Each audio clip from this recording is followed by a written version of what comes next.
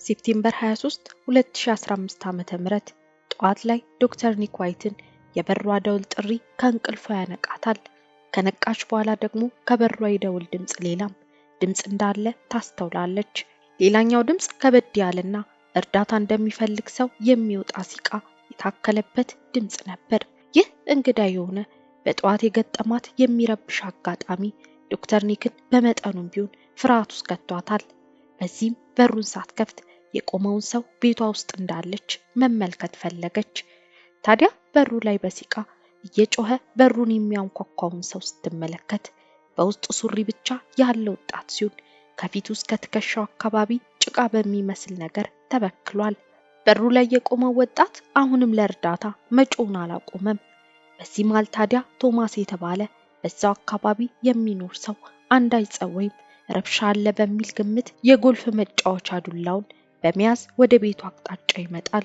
በአካባቢው በተፈጠረ የጩኸት ድምጽ እርዳታ ለማድረስ የመጣው ቶማስ ሌሎች የአካባቢው ነዋሪዎች ተመሳሳይ የይድረሱልኝ ጥሪ ሰምተው መውጣታቸውን ተከትሎ በርከት ብለው ወደ ዶክተር ኒክ መኖሪያ ቤት መጠጋት ጀመሩ።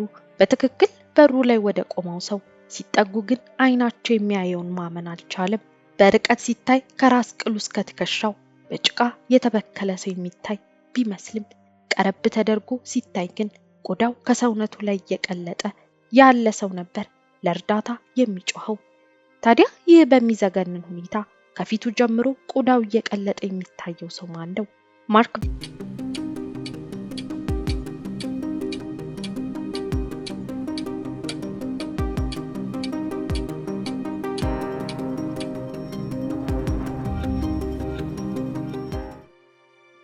ቫን ዶንገን የ28 ዓመት ወጣት ሲሆን ከሀገሩ ኔዘርላንድ ወደ ዩናይትድ ኪንግደም ለትምህርት ነበር የመጣው። ማርክ ከሱ እድሜ በ20 ዓመት የምትበልጠውን የ48 ዓመቷን በርሊና ዋለንስ ጋር በፍቅር ግንኙነት ዘለግ ላሉ ጊዜያት ቆይተዋል። ከ4 ዓመት በላይ የቆየው የፍቅር ግንኙነት ግን በ2018 ዓመተ ምህረት እህል ውሃው የሚያበቃበት ወቅት ሆነ።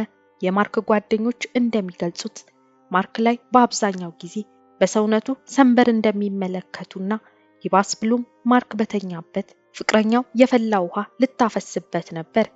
ይህ ታዲያ ለሁለቱ ግንኙነት ማብቂያ ትልቅና በቂ ምክንያት የሚሆን ምልክት ነበር። ማርክ ከበርሊና ጋር የነበረው የፍቅር ግንኙነት ማብቃቱን ተከትሎ ከጊዜያት በኋላ ሌላ አዲስ ፍቅረኛ በመያዝ አዲስ ህይወት ይጀምራል። የቀድሞ ፍቅረኛዋ እሷን ትቶ ሌላ ሴት ጋር በፍቅር መጣመሩ ያልተዋጠላት በርሊና ግን ከማርክ ጋር መለያየቷን ማመን አልቻለችም። በዚህም በተደጋጋሚ ማርክን እያስፈራራችና ተመልሶ ወደሷ እንዲመጣ እየጠየቀችው መደወሏን ቀጠለች። ይህ የስልክ ጥሪ ታዲያ ለማርክ ብቻ ሳይሆን ለአዲሱ ፍቅረኛ የሚደርስ ነበር እና በርሊና በተደጋጋሚ ለማርክ አዲሷ ፍቅረኛውም መደወሏን ቀጠለች። በርሊና ማርክ ወደሷ ካልተመለሰና ዳግም ግንኙነታቸውን ካላስቀጠሉ ራሷን እንደምታጠፋም ትገልጽለት ነበር። የዘውትር ዛቻና ማስፈራሪያዎቿ ያሳሰቡት ማርክ በቀጥታ ጉዳዩን ለፖሊስ በማሳወቅ ነገሩን ህግ እንዲያውቀው ለማድረግ ይሞክራል። ፖሊስ በነገሩ ጣልቃ በመግባት በርሊና የጀመረችውን ነገር እንድታቆም ያስጠነቅቃታል። ማርክም ከአዲሷ ፍቅረኛው ጋር ኑሮን ይቀጥላል።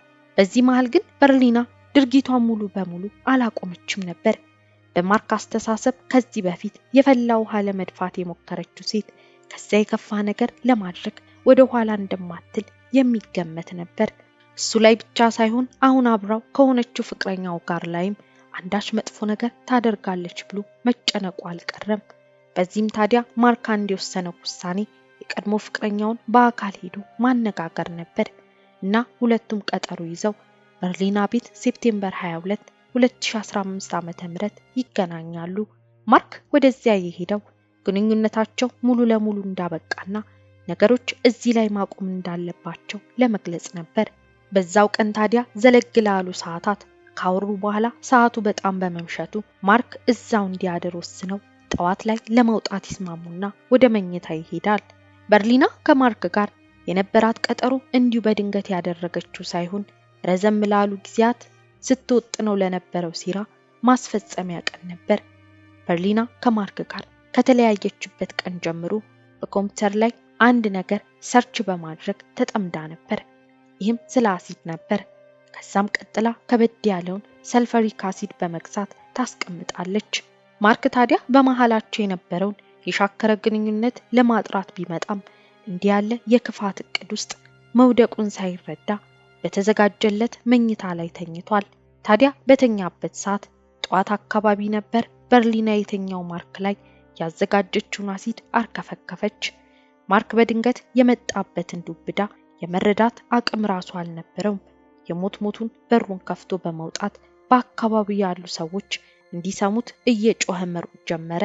ዶክተር ኒክ ደጃፍ ላይ በሩን እያንኳኳ በህመም ከቆየ በኋላ አስቸኳይ የሕክምና እርዳታ ጠሩለትና እርዳታው እስኪመጣ በቀዝቃዛ ውሃ ፊቱን እንዲያርስ በመርዳት እርዳታ ያደርጉለት ነበር። ማርክ የሕክምና እርዳታ ሰጪዎች ወደ ሕክምና እየወሰዱት ባለበት ሰዓት ከፍተኛ ህመም ውስጥም ሆኖ የፍቅረኛውን ስም እየጠራ እሷን እንዲያድኗት ይለምን ነበር። ፖሊስ ከዚህ ክስተት በኋላ በቀጥታ ወደ በርሊና ቤት ሲያቀና በተረጋጋ ሁኔታ ሶፋዋ ላይ ተቀምጣ ነበር። ማርክ ደጋግሞ ማን ይህንን ነገር እንደፈጸመው ይናገር ስለነበር ፖሊስ እሷ ይህንን ስለማድረጓ ሌላ ማረጋገጫ ያስፈልገውም ነበር እና በቁጥጥር ስር አዋላት።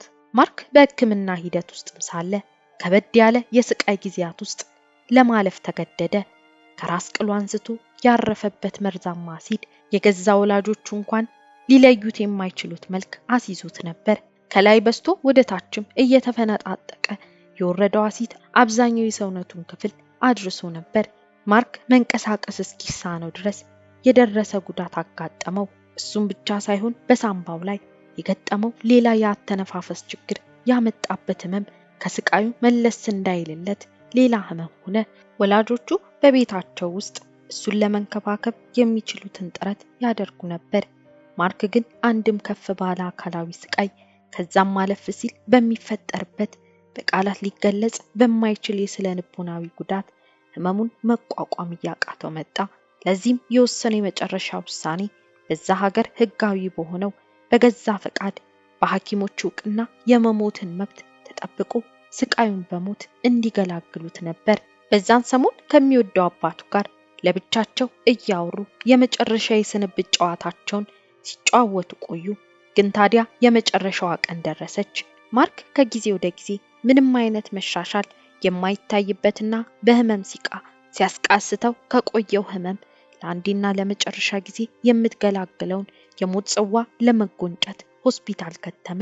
ታዲያ ማርክ በሚያሳዝን ሁኔታ ገና በ29 ዓመቱ ከዚህ ዓለም በሞት ተለየ። ይህንን አሰቃቂ ድርጊት የፈጸመችው የቀድሞ ፍቅረኛው በ20 ዓመት ዕድሜ የምትበልጠው በርሊና ፍርድ ቤት ቀረበች። በዚህም የዕድሜ ልክ እስራት ተፈረደባት። ውድ ቤተሰቦቼ ለዛሬ ያዘጋጀሁት ቪዲዮ ይህን ይመስል ነበር። እናንተስ በዚህ ታሪክ ላይ ምን ሐሳብ አላችሁ? ሐሳባችሁን ኮሜንት ላይ አሳውቁኝ። ለዚህ ቻናል አዲስ ሆናችሁ ሰብስክራይብ እያደረጋችሁ ተቀላቀሉ። ቪዲዮ ከተመቻችሁ ላይክ በማድረግ እንዲሁም ሼር እያደረጋችሁ ለሌሎች እንዲደርስ አግዙኝ እያልኩኝ በሌላ አዲስ ታሪክ እስክንገናኝ ድረስ ቸር ቆዩልኝ።